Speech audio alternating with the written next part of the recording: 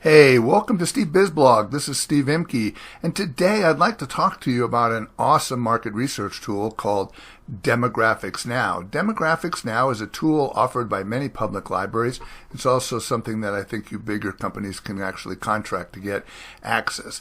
But I'd like to talk to you about how we would maybe access it here in our jurisdiction to see how yours might be different in your particular library and jurisdiction. We're from the Pikes Peak Library District right here. And so you would click on the Research tab and then go down to the Business sub-tab in there. When you come up there, these are going to be all the business resources that we have available. But since this is a database, you'll want to click on the Database tab. About halfway down, you will see a tool called DemographicsNow, which is what we're looking at. So typically you would have to enter your library card and your password at this particular point. Because I'm already logged on, it didn't ask me to do that. One of the very first things that you would go ahead and do is you would enter a city or a specific address if you had a physical location or something like that. Or you could just enter maybe a zip code or something like that. So that's what I'm going to do right now. I live in Monument, Colorado, so I'm going to enter their zip code, which is 80132. And so now that'll identify Monument, and that will define my search area for how we're going to look at this. I will tell you that it's broken principally into people and companies, the reports, demographics, and maps, and which we'll talk about. But there's literally hundreds of reports. There's no way I can explore each and every one. But I will talk about a couple of the ones that I think are rather important. So you can either select them on this particular menu, or from the home page here, you can select from one of these categories right here. So we're first going to look at people and company records as we go through there. So the first thing you're going to get is a list, asking for a list type, and let's just say in our particular situation, let's first do some business intel. It's one of the reports that I might typically do for a client. So we go to business list. Now you can see it kind of comes up. It's looking primarily if we're going to do some research on a specific company, but I want to go find a bunch of different types of companies. So for example, I don't really want to look for company name or executive. I don't want to search by that anyway. So maybe I want to go ahead and I want to search by keywords because I'm not even sure what my NAICS code is or my SIC code. So let's just say I was thinking about opening up a liquor store. I would type in liquor store in the field there, and I would ask it to go ahead and find codes. Oh, look, it came up with two different codes. I can select both of them here, and then I would click on the search button right here to search all of the liquor stores that are associated with that zip code. Generally takes only a few seconds to run, and as you can see here, there are three different liquor stores that are there. One does 190,000, one does 200, and one does 1.6 million. This guy has 3 employees, 4 employees, 1 employee. Here's the telephone number, how you reach them, and their physical addresses that you might want to go ahead and do. So let's just say I wanted to drill down even a little bit more. I might select this one right here, and then I can select details. And while it's probably not as good as Reference USA to do some of the detailed information on a business-to-business search, it does provide some interesting information, typically what you might find in an address book listed over here. It gives you some industry profile stuff like their NAICS code that they use. It gives you some business profile information so you can see that they do about 1.6 million. They've been there since 2005. So on and so forth. So you can kind of look at that, and then it gives you some nearby businesses that are close, not necessarily related to this particular NAICS code, but other ones in there, and then even some of the executives right here. So we know if we were to contact this person, we could use the Reference USA lifestyle database to go ahead and look up this individual right here and find out a little bit more information about the owner of this particular business. So that's typically the only one that I run maybe on a business list. We can also do some household lists that kind of go in there. And so you can see here, if I might, let's say I'm not, again, I could look up individuals, but I might look at them specialty types of things that I might want to look at. So let's say if I want to look at average household income, I might choose to do that, and if I wanted to go ahead, I could put a minimum and a maximum in there, those kind of things. Again, I don't really find this area here to be too much value, at least for doing some of the research, but it is some basic demographic information. I think where the real power kind of comes is in this demographic section right here. All right, so the first thing I would like to explain is there's different types of report types. You can see there is a comparison, a rank, and a summary. And so in the free download section of SteveBizBlog, you'll see that they have a Demographics Now report overview. If you were to click on that, you would get this list here, and it lists all of the different reports that you have and just some basic information on whether it's a summary or a comparison report. On the top here, you can see it even does a definition. Comparison reports lists all the elements and the selected and so on and so forth. And so you can actually see what some of the different types of reports actually are. Now, if we're going back into this particular, let's first look at some of the comparison reports that you might find rather interesting. So again, assuming that we're looking at a liquor store, so to give you some idea, I really like the Simmons reports that kind of come down the bottom. So here I'm going to open up a liquor store. So I'm going to say it, Simmons Beverage Alcohol Comparison. So you can see there's lots and lots of different reports that I can go ahead and find, but I'm just kind of following a thread right now. So I could say right here, run the report. Now this is a rather interesting report that's pulling out of any time anybody uses a debit card, credit card, or a loyalty card. Basically the UPC code of what they purchased is matched to their billing address on their credit card or loyalty card or something like that. So I've asked it to do this Simmons Beverage Alcohol report for all of Monument that goes in there. So it's giving me some basic demographic information. It's telling me there's 8,710 households in there and so on and so forth. But here's where to get to the detail right here. So these are index scores. So effectively anything that is 100 would match that. It would say that that's like average or the median. Any number that's greater than 100 means that that is more prevalent in this particular geography. So beer and non-alcoholic low beverages is 75%. So they're actually below the median in drinking non-alcoholic beer. Champagne, on the other hand, they're 21% above the average. There seems to be a lot of red and white wine drinkers here. Wines seem to be very, very popular here, as you can kind of see how that kind of factors in there. So this is a pretty good way. If I'm going to open up a liquor store, for example, I would know, listen, I probably should spend quite a bit of time looking at, wines, that kind of stuff, and because they're quite significantly higher than the average usage of alcohol in this particular area, and specifically more in line with wines and that kind of stuff. All right, so that's one of the comparison reports that I really like to go. And again, please explore all the different ones on your own. When it comes to rank, there's a couple different ones in there. Maybe one of the ones you might want to think about is ranking by income, ranked by income report. And again, I can run the report there, and it will run a different report for me. And it will tell you in the town of Monument, the median income is $113,000. The average is here. Per capita income is this. The average age is 44, and of the 8,710 households that are in there. So it's going to give you just some basic ranking information to kind of help you understand a little bit about that. The other section where I think we can drill down a little bit more is some of the summary reports that kind of come out of here. So there's a few of them that I really want to talk to here. So one of them, let's say, that I find reasonably valuable is one of these Mosaic reports on household summary chart right here. So if you click on that and you run the report, I kind of give you some interesting things that kind of happen here. So I probably need to explain at this particular point that as you can see, there are different segments here, or what they call types and groups that exist out there. So again, under the free download section, there's this Mosaic Demographics Now group and type manual that you can go ahead and download, and this is basically what it looks like. It gives you a variety of different ways to look at the audience. It's great for doing customer segment when you're doing business model canvas. You can see here's the group, and then these are the individual ones that kind of come in there. and talk specifically. You can see there's ways that the Mosaic family tree, higher income tend to be up here, lower income down here, singles and old on this side, young and families on that side, so you can kind of get some ballpark, and you can see how the numbers kind of pass along here.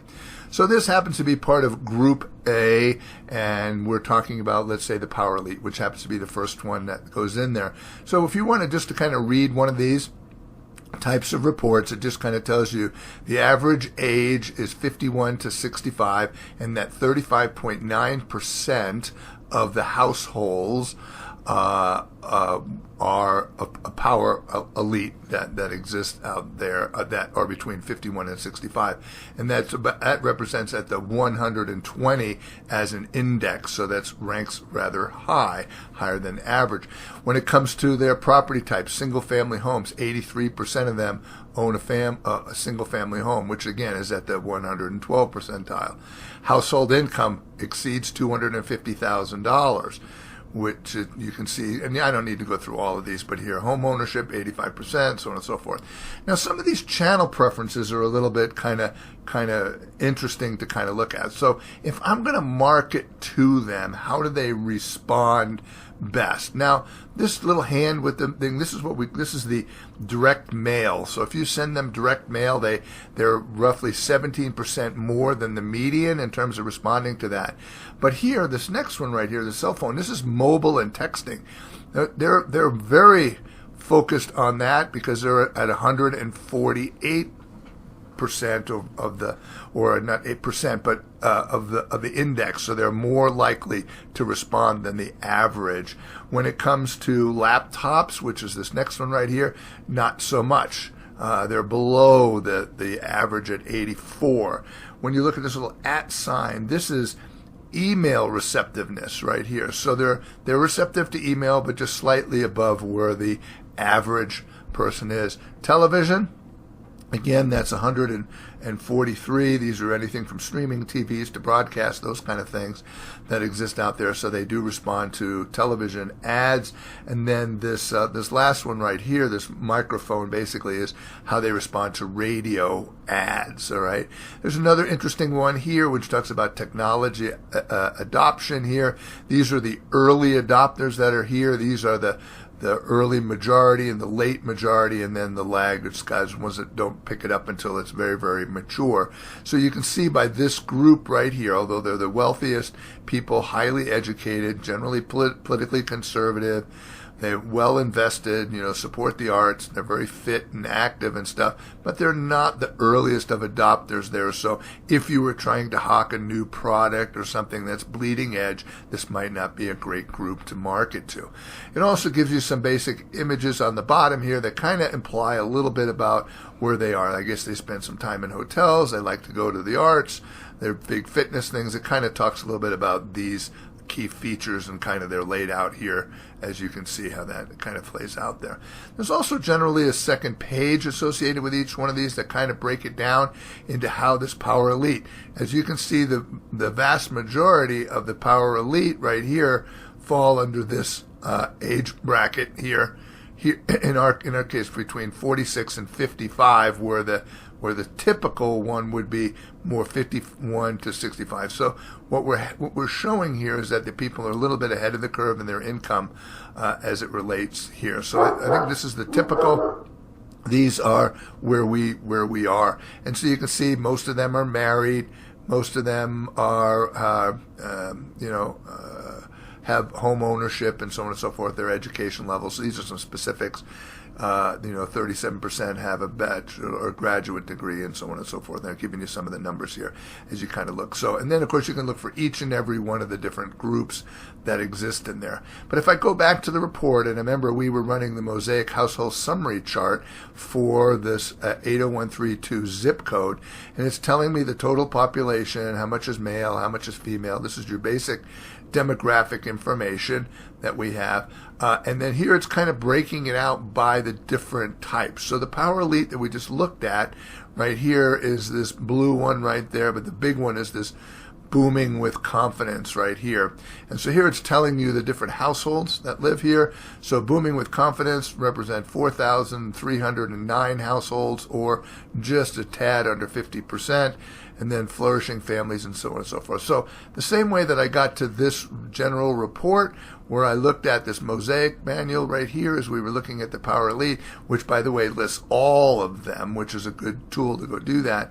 If you're actually in the report and you were going to look here, you could click, there's 850 Power Elites. I could just click on that and it'll open up a new tab and it'll give me basically the same information that we just looked at a few minutes ago. Okay. Sometimes I do notice that the microphone changed to this little antenna thing, and so it's still basically the same thing as far as accessing radio, but the rest of this is all identical information that you would go ahead and see for this particular group. Now, you will see that here it's the number for the Power Elite. The first one we gave you was the generic ones across the world, but here when we drill down here, it's going to give me the specifics for this particular area.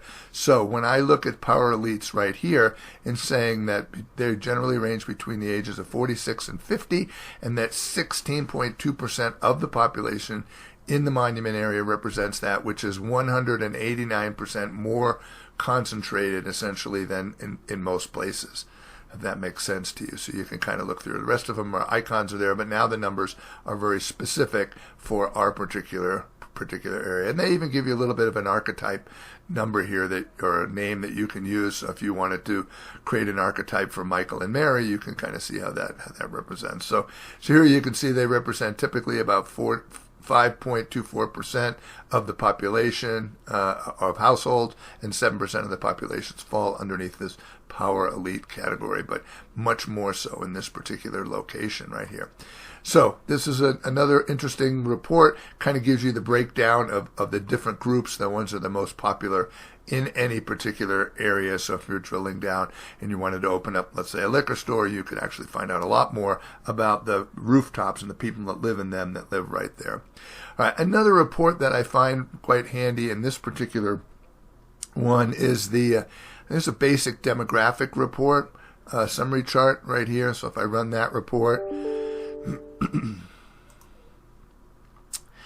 you can see here how the household income groups as they go by there, seasonal population, how many of them are, one-person households versus two, versus so on and so forth. Here's the age distribution, so you can see like 65 plus are kind of declining a little bit here, and one of the ones that are growing quite a bit is this purple one for 55 to 64. And you can see that that's quite a bit on a rise right there, at least as a percentage of the population. Breaks it down by ethnicity, education level, marital status, and a variety of other kinds of things. So again, that's another rather interesting report that you might find somewhat interesting. Another one that I find is the business summary report. Here again is another interesting report that will list the different types of businesses in a particular area. Now this columns here talk about employees. This talks about establishments. So they estimate right here, based upon the Q4 2018, when I'm running this, that of the total employees, there's about 8,780 employees that work in this particular area, or that people are still of working age, and that represents 1,228 establishments in there. So let's just say we were looking back down here, just scroll down to a couple different things. You can see services, my goodness. Of this, so the numbers, the services, and then these are all the ones that are below it, will kind of imply that. So if you add up all these numbers, it comes up to that number. So 54% of the people who live in the monument area are employed in some type of a service-related business. Educational services being the largest, business services being the second largest and representing roughly about 10%. As you can see, the establishments as you go through here, educational, there's 31 educational services type of a businesses that exist here. Business services represent about 200.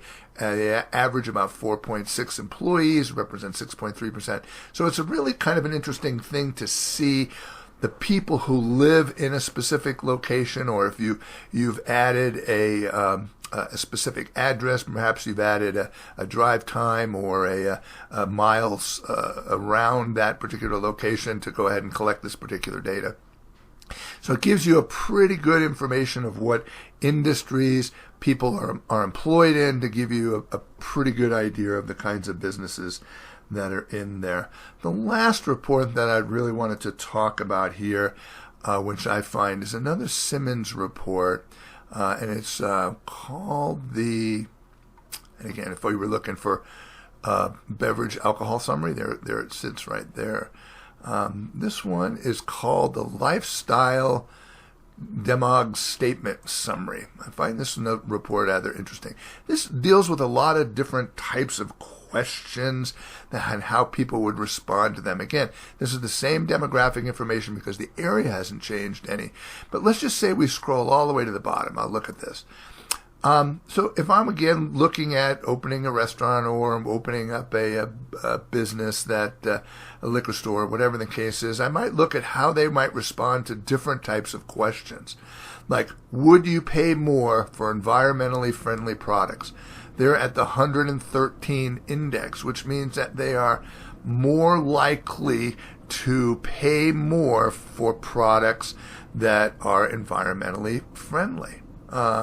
Similarly, there's other questions in here. You can see if buy recycled paper products is greater than the average, or here they don't buy unknown brands to save money. They would answer in the affirmative to that, so that would show you a little bit more that they're not going to look for alternative brands and are more name brand purchasers, that kind of stuff, which you might expect because we've talked about the fact that they tend to be a little bit more affluent.